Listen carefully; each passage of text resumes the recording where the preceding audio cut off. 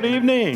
Good evening. I'm Larry Souter, and welcome to Stories of Amazing Grace. We're coming to you from Bixter Chapel at the Madison Church of Christ in Madison, Tennessee. Thank you for joining us online and being a part of our live audience. Our theme scripture always comes from Romans 8:38 through 39. And I am convinced that nothing can ever separate us from God's love, neither death nor life, neither angels nor demons, neither our fears for today nor our worries about tomorrow. Not even the powers of hell can separate us from God's love. Our guest is Teva Chaffin. She's a survivor of domestic violence. And in this country, 1 in 3 people are physically abused by an intimate partner. In 1997, Teva became the 1 in 3. In this country, 1 in 4 women suffer severe physical abuse from domestic violence. In 1998, Teva became the 1 in 4. In this country, 4,000 women die each year due to domestic violence. And thankfully, that's one statistic that Teva does not lay claim to. Teva says she wants to share her story of an answered prayer tonight in hopes of encouraging other survivors. Part of Teva's healing process is her talent for art, and you'll meet Teva Chaffin right after this.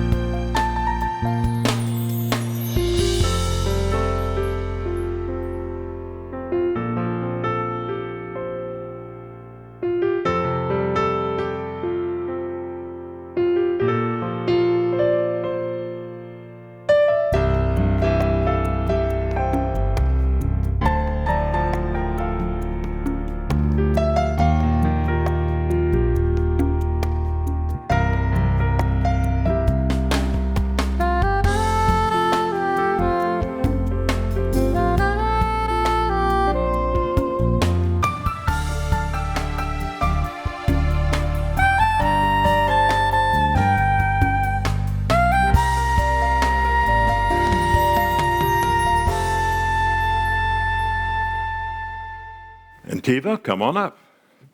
Glad to have you. Thank you. Have a seat.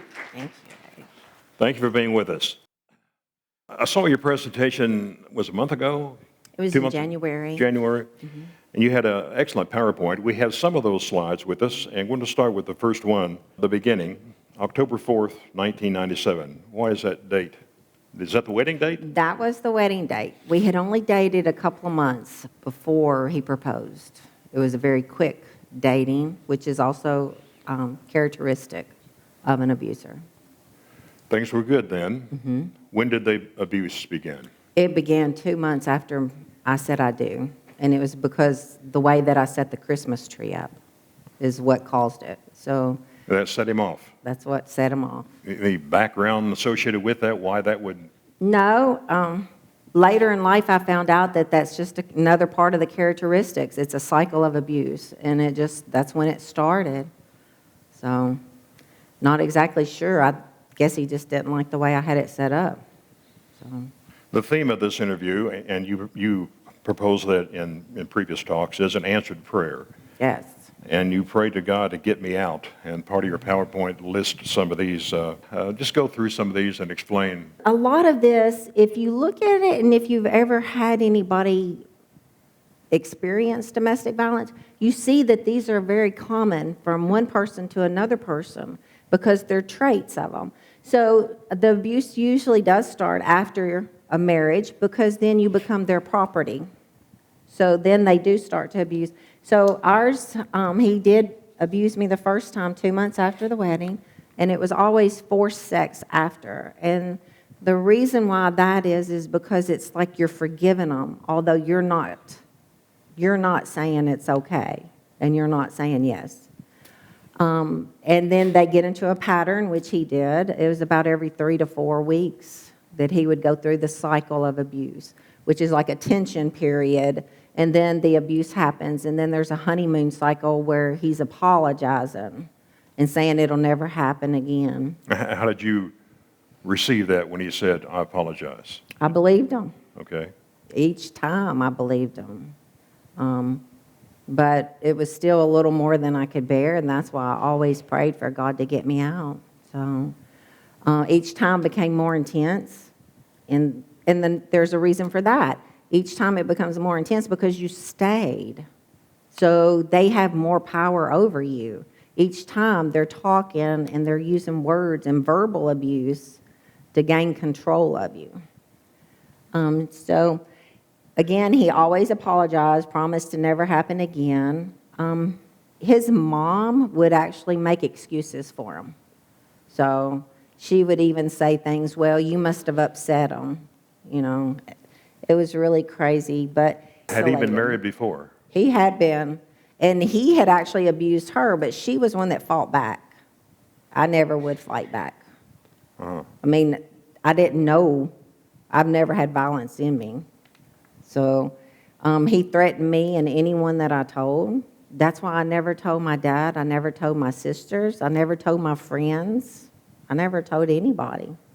But you wanted to, I assume? You wanted to share or not? I wanted to, but it wasn't worth the cost that I thought it would be, and that was their life and their safety. And we actually know of someone that her and her mother, they both lost their life because she told her mother. And I mean, it happens. The abuser will threaten you, and they'll actually come, and anybody that you tell, they'll try to remove them from your life. We have a picture of you, and we saw this earlier. Let's see it again. This is before the abuse. This is the wedding, I guess, or during that time. Before we show the next shot, I guess I need to warn some people. Yes. Go ahead. So the next shot is going to be after the worst abuse, and it's just prepare yourself for the visual. So, okay. Right, let's see that. Yeah. So. This is in the hospital. That was at Vanderbilt. And when I look at this picture, and I see it often because I'm writing speeches and things like that and doing PowerPoints, but I noticed the left eye. I've always said eyes are like the passageways to the soul because you can read people through their eyes. And that one is so lost, so just numb when I look at the person and look in that eye. Because the first thing my family did was they put a mirror in front of me and said, this is what he did. What was your thoughts when you looked at yourself here? I was still thankful. I was still thankful I got out of it. It could have been a lot worse. Could have been a whole lot worse. Was this particular abuse over a period of days, hours, or all at once, or? No, it would usually happen, and it would be like a couple hours blow up. You've Really? got that tension period that I talked about, the cycle of abuse. So that's where, like, I would make sure he had his sweet tea fixed when he come in the door and make sure I prepared his meals and things like that. So that's where you're walking on eggshells because you don't know what's going to actually set him off. I think you listed some things here. I felt alone. Oh, I had a lot of emotions, a whole lot. I felt fear. I felt fear on an everyday cycle when I was in that relationship. Could you do anything about that fear? You couldn't really tell anybody. You didn't think you could. I was in college and I didn't feel like I could even talk to my advisors or anything or teachers because I believed him. I mean, he threatened constantly if I told anybody he would kill me. And I did believe it. And he said he would kill the person I told. So that's that verbal abuse, and that they get control over your head and over your person. I think if I'd have been more of a person to be a little bit more where I would fight back, then maybe a person couldn't have that much control. But that's just not my makeup. And how can you fight back other than just telling someone what happened? You can't. He outweighed me by 65 pounds. No. And he stood a foot taller than me. There was no way to fight back. What was the reaction to those? You mentioned college professors that didn't really know anything, right, when you were in school. Yeah, and then did they see this picture of you? Some did. I went back to Austin P, or tried to go back to Austin P after. I went through a long time of rehabilitation, speech therapy, physical therapy, and things like that. So when I did finally go back, I had to have someone go with me into each class to take notes because I have attention problems and a lot of things just go right over my head, which that's okay. I'm okay that way. But so there were mental things as Yes. well as the physical. Yes. So a lot of them, they had no idea. I mean, the instructors, of course, that was 20-something years ago, so it's hard to remember how a lot of them responded. But they were all very eager to help, and the campus police made sure that I was always safe when I was back on campus, too. But I did find out I couldn't finish the classes, so I had to drop back out.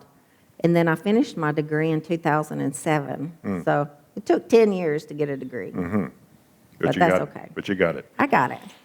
Yeah. So how you felt? I felt alone. I felt fear. I felt confused. I felt betrayed. Yes. And I felt widowed, actually, after the fact.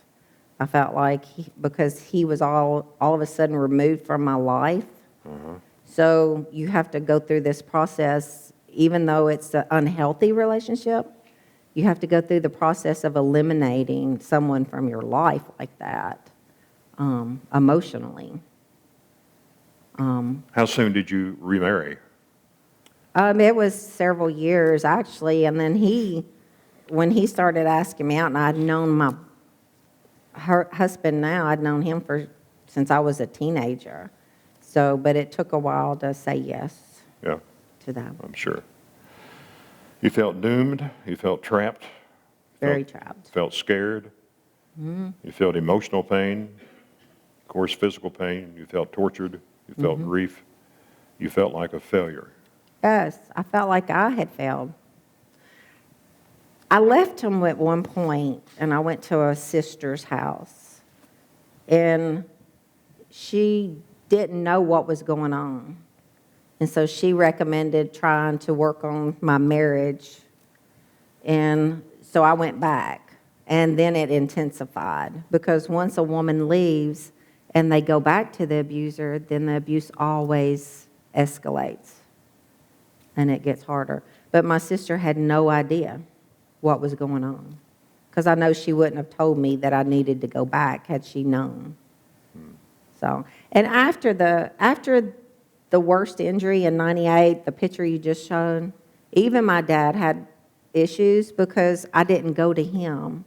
And a father's place is to protect his daughters or all of his children. And I took that opportunity away from him because I wouldn't come to him and tell him. And I knew he would have been able to have helped me, but I just didn't want anything to happen to my daddy. So he was not necessarily disappointed with you, but just so upset that he couldn't do anything. Yes. Didn't know anything about it. Right. Wow. Yeah. Years ago, I spoke with Captain Rita Baker. I don't know if you heard that name before. She's with the Metro Police Domestic Violence Division. And she commented on why women do not leave a domestic violence situation. See if you agree with this and can comment on that. Let's roll that. There's lots of reasons why a victim stays in a relationship. Fear is a big one. A victim knows that leaving is the most dangerous time in a relationship. For up to 2 years after a victim leaves, that victim is at risk of death or serious bodily injury, because it's at the point of leaving that batterer loses the ultimate power and control. So it's fear primarily? Absolutely, 100%. Not just during the abuse, but after? Even after.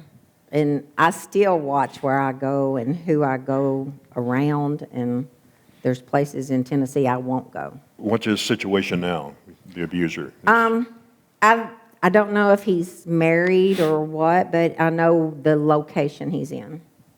Does he know where you are? I hope he don't. I hope he doesn't. Do you have reoccurring fear that he could show up sometime? Absolutely. Really? Yep. In fact, when I go to the mailbox, I have my husband come and watch.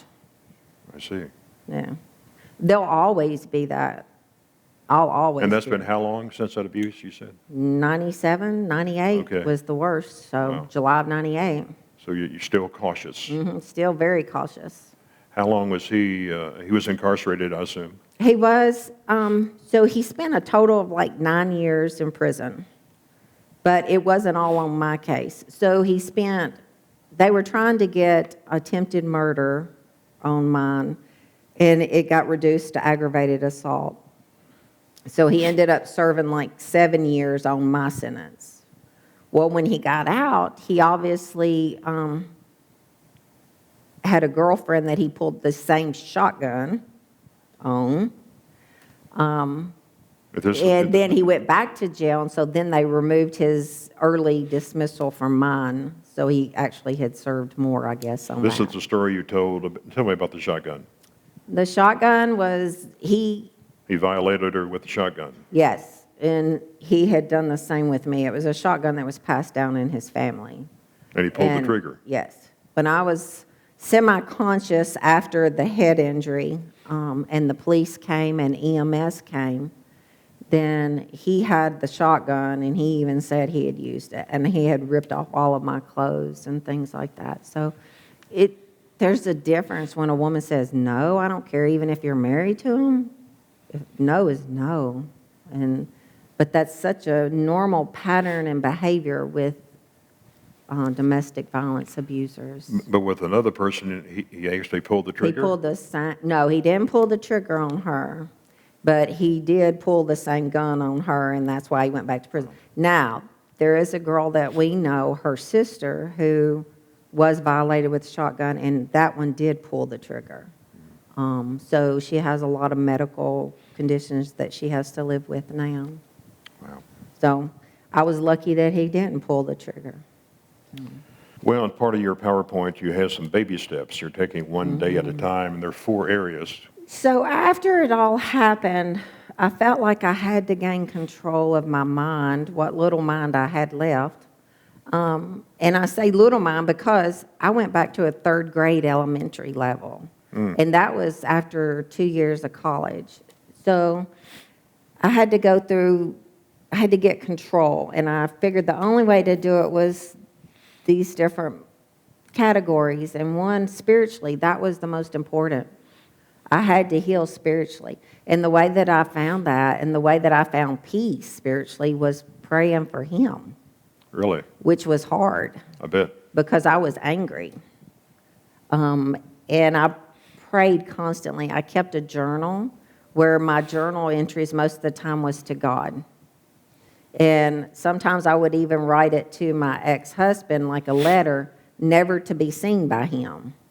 But I had to do that in order to get my emotions out because it was unfinished. I was not able to say anything that I wanted to say about the pain and things like that. So what would you say to God in your prayer? Most of the time I begged him to help me, to help me to get from one day to the next day. And I knew that I had to take baby steps to get there. So I may one day turn that journal into a book. Maybe. There's a lot of, I can't say immaturity, but because of the mindset that my mind was in at the time that I wrote it and the level that it was on, it was really a lot of emotion in it. So it would have to be toned down somehow in a book and reminisce, or something like that. So the spiritual healing was the most important. And like I said, I did find that I gained more peace in my life by praying for him, just for God to guide him. I wanted God to make him know what he had done and for him to realize it and to admit it, which he never did. And then my mental healing, of course, the speech therapy I went through for a year. And then I was on the 3rd grade elementary cognitive level. I had to practice to regain my memory span, which I'm not sure I've got it back yet. I walk in the grocery store repeating bread, eggs, milk, bread, eggs, milk. And then I get in the store and it's like, ooh, butterfly. It's like, forget what I went in there for. I went to group therapy. I actually came to the group therapy at this location. Really? And that helped me so much. And that was 20-something years ago. Because in domestic violence, when you start hearing other people talk about their experience of it, you start hearing things that sound familiar to your own story. And so you realize that there is cycles and there are characteristics and traits of an abuser. But I also had to go through anger management. And I think the most helpful thing was when I went to my first meeting with the counselor at Centerstone in Clarksville. She told me I had every right to be angry. Nobody had ever told me that. That was a relief, I guess. That was a relief. And so I think that helped to start my mental healing by hearing that. The physical healing, I went through a physical therapy for a year. I had broken bones. I had broken nose, teeth. I postured. So a lot of times with the head injury, your muscles will all spasm in and stuff. So, and I still have to make myself sit up because I want to withdraw in. And then personal challenges, I had to learn how to drive again. So my dad had to teach me how to drive all over again. Really? I learned that over in Old Hickory. So going to the grocery store. I wanted to get my independence back. It was important for me to get out and prove not only to my family but to myself that I could be okay and take care of myself. And I finally slowly went back to college the right way, and I graduated from TSU in 2007 instead of Austin Peay. My family too, just helping them to understand why I didn't tell them what was going on. Your father was upset. Was your mother, what'd she say? My mother had passed, so my dad remarried when she passed in 1989. I see. And my stepmom was wonderful to me. She took care of me. She helped bathe me when I came home from Vanderbilt.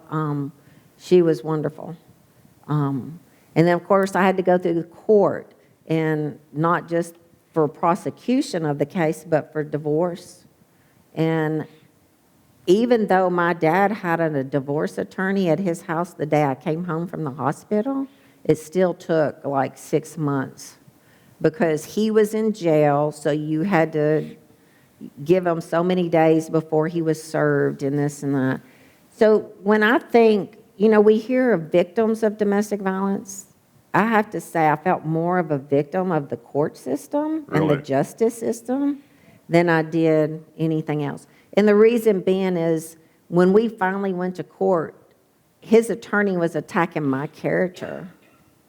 And if you think about it, what does a woman ever do that would warrant to be abused and beat and raped? I mean, that makes no sense. But attorneys do that. They're trying to build a case and all. So he served time over it, but I figured each day he has to live with what he did, and whether he would ever admit that he did all of that, then he has to live with it. And that's what I pray for God, just to maybe bring him peace. I believe he can get forgiveness from God. You had to put your experience into perspective. Yeah, so I try to always talk about, look what I survived and not what happened to me. And the reason being is, so when I was bald and I would go in the grocery store with my family member or friend or something, then somebody would say, "Oh, did you have a car accident?" And I was like, "No, my husband tried to kill me." And I did not ever say that. That to me was an opportunity to first bring up domestic violence. The more that we can talk about it, the more the stigma is removed from it, so that people will feel more freely to talk about it and to get help. So I think it's important for knowledge is to always talk about it and be willing to talk about it. We may not always be brave enough to talk about it, but God pulls us through. What did you learn from going through domestic violence? Several things. Oh, first one, God answers prayers, for sure. And maybe be a little bit more specific in what you pray for. Did you think at the time, where is God? I felt lonely from, at why one doesn't point, this stop? yes. But I never blamed God for the situation I was in because it was my own action that I said I do and married him. So it was my action that got me in the middle of it. So, but I did beg for God to get me out. And each time I prayed, I was begging. The power of prayer is so powerful. And who knows, maybe somebody was praying for me that was across the country too that didn't even know me, or maybe somebody that had experienced domestic violence, abuse. I did learn that I never caused the abuse because they try to make you think that you pushed their buttons or it was because you replied this way or something like that. So I learned that I did not cause it. And I also learned that love should never hurt. I mean, it should never hurt. And then I learned baby steps, one day at a time. And that's whether you go through any kind of trauma, then everybody can use the one step at a time, the baby steps, or one day at a time. And that I did learn that abuse is a learned behavior. He was 4th or 5th generation abuser.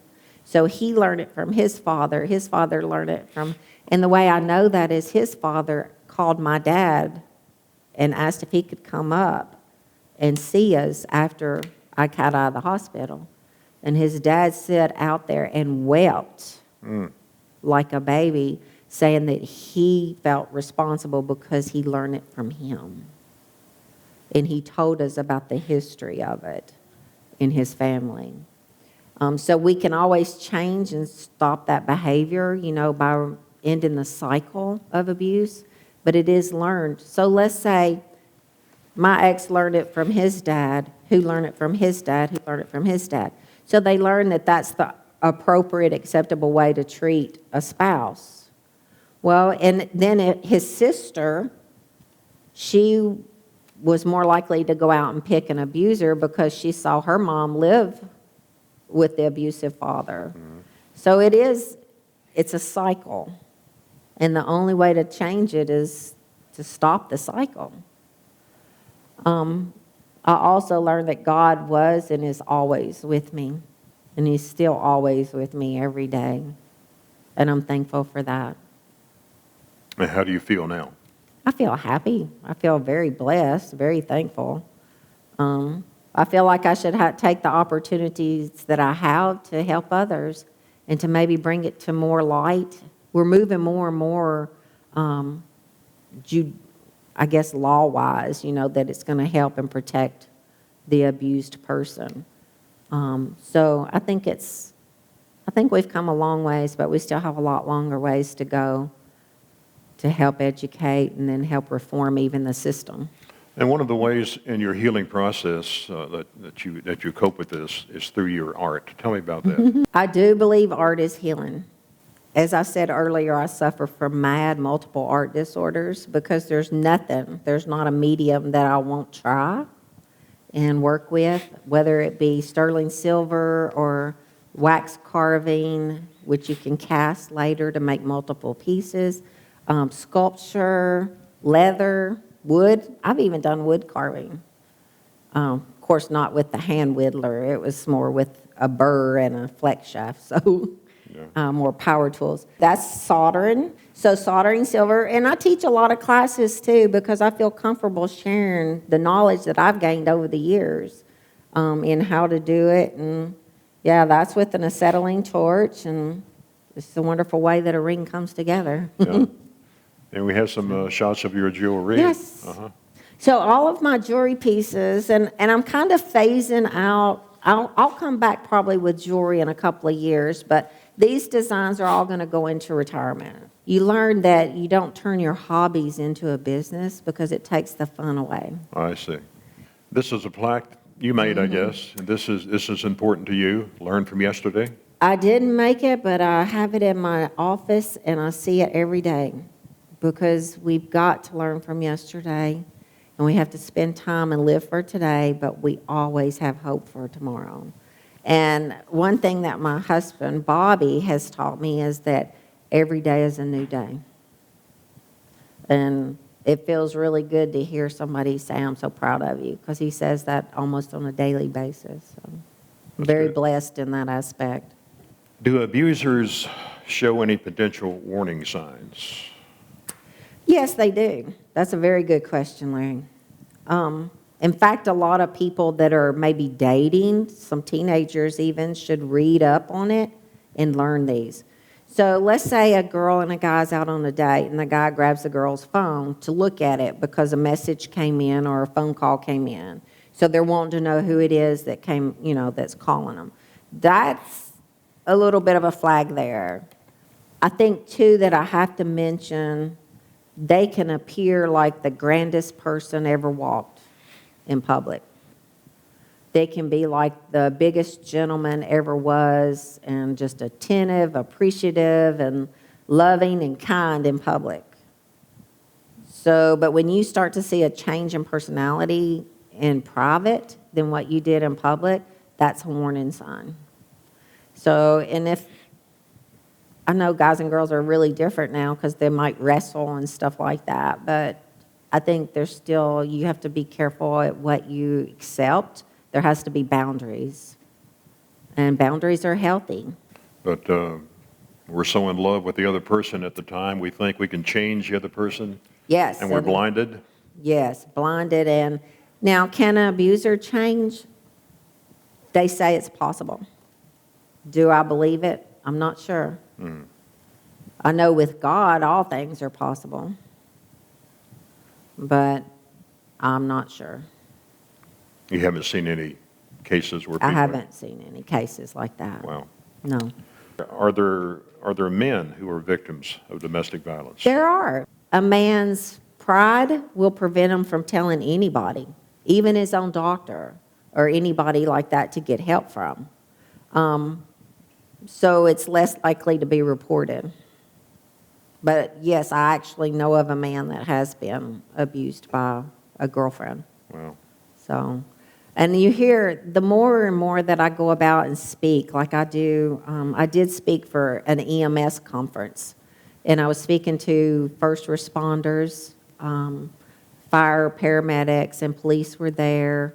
But there's a lot of warning signs that they can look for, like if a woman or a man tries to talk for the woman, or if the woman, if it is a case of an abused man, is the woman answering all the questions when they come in the door, asking about medical and things like that.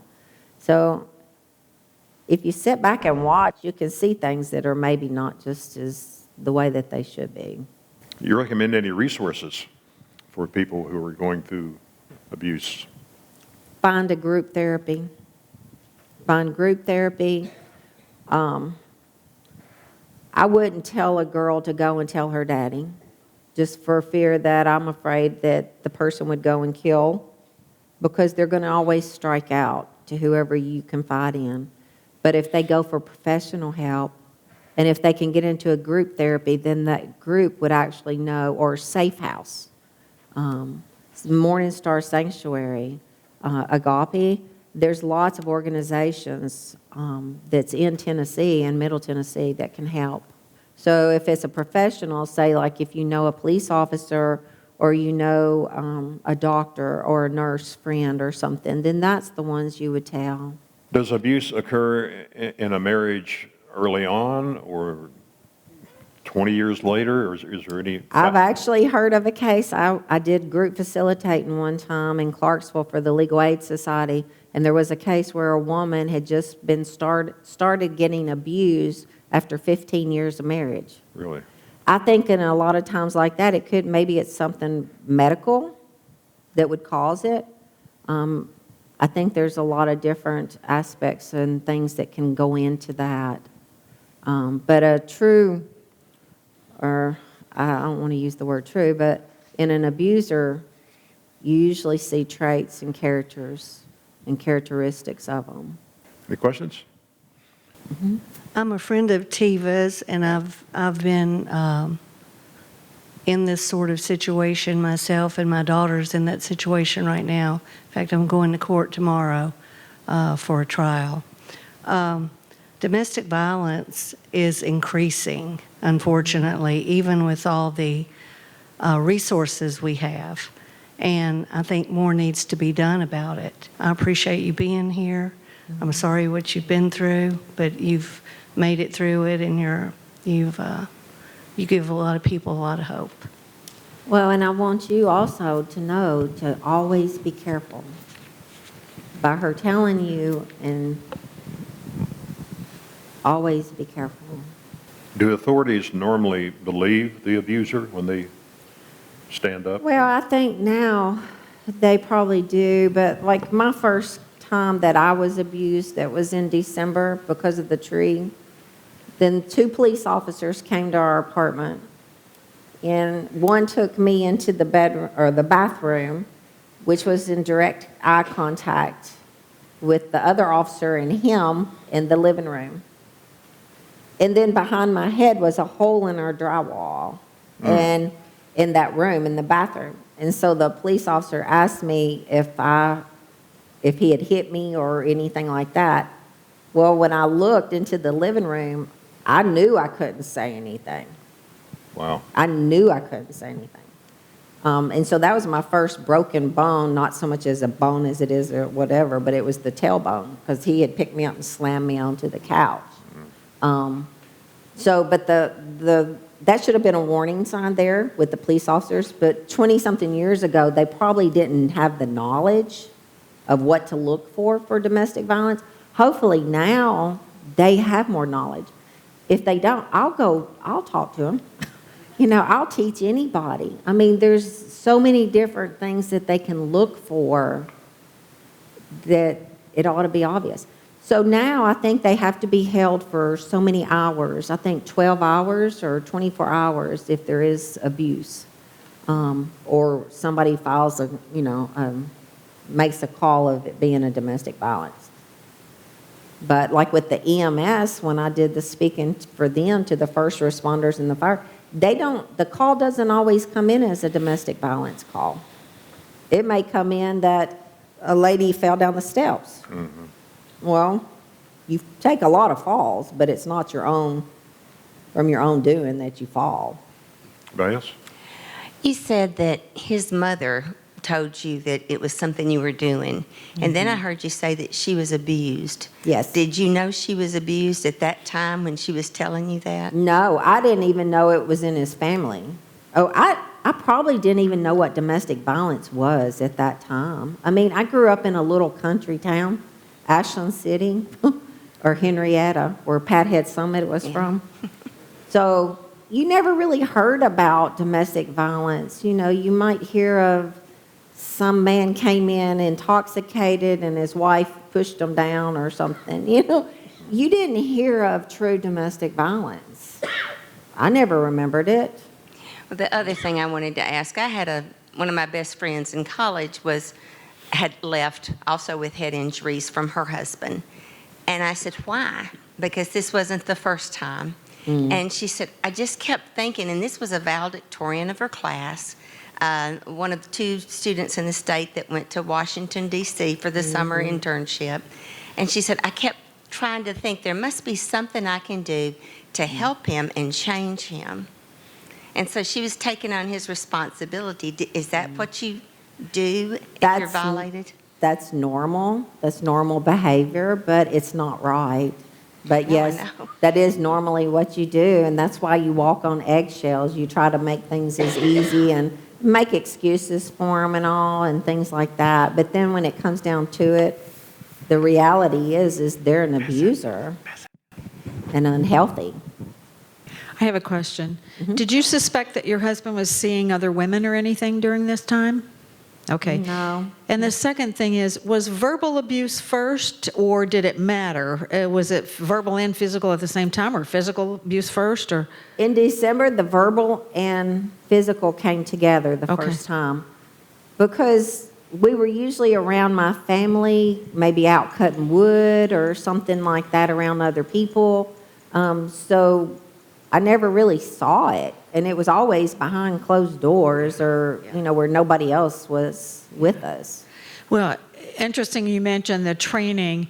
I held a license for nursing in New York State, and that was one of the requirements even years ago for the continuing education. We had to have training in spouse abuse or physical abuse, so it's needed, like you said. Yeah, and I see too, when I go to my primary care and my specialist and all, they always have the sign on the back of the door.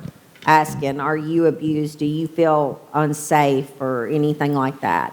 So I'm glad that that's out there because back then it wasn't. I mean, I went to the doctor about my tailbone and I was never asked. I just said I fell. So that's why I say a lot of things come in as falling, but it's not actual falling. Teva, I know when you were dating and married, you were so in love. But later, when you look back, could you remember things that should have been maybe a red flag that... Absolutely. I definitely, I think, and a lot of people do this, but I was always trying to make love there. You know, that I was in love, I had to make it that it was love, and it wasn't. You know, you hear growing up that you're a female, you grow up, you get married, you have children, then you have grandchildren, and that's just the cycle that it's supposed to be. And so I was trying to be the wife. I was trying to, you know, be what I was always taught that you do. You grow up and be a wife, and so, yeah, it doesn't always work the way you plan it. Right.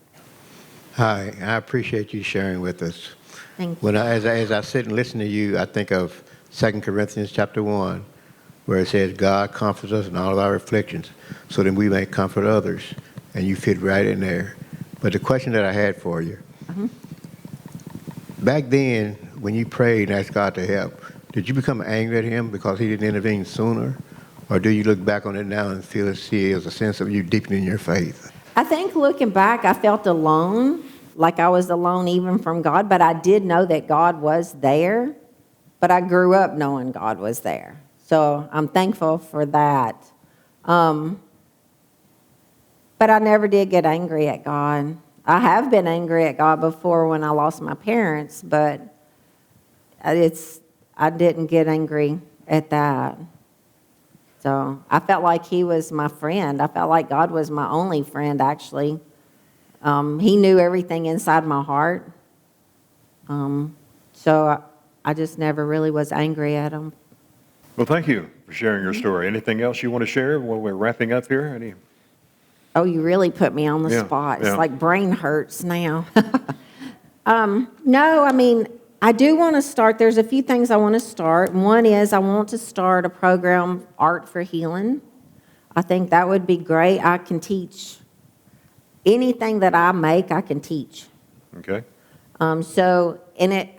I think whenever you start working on an art piece, then it's easy to get caught up in it and you just escape. And so you're in your own little world. My family always said, but by being an artist, you know, sometimes we're weird people. But I was always told I lived in my own little fairy tale world. Yeah, I like it there, you know. So in art, you can create that. You can create that peace that you want and that serenity. So. All righty. Yeah. Thank you for the opportunity. Thank you for sharing. Well, I'm sure others will benefit from your story as well. To recap some of the things that you learned, God answers prayer. Number 2, I did not cause the abuse. Right. Number 3, love should never hurt. And God was and always is always with me. Yes. So, do you have a story of amazing grace? If you do, share it with someone this week, and we'll see you next time on Stories of Amazing Grace. Thank you for being with us. Thank you for being with us.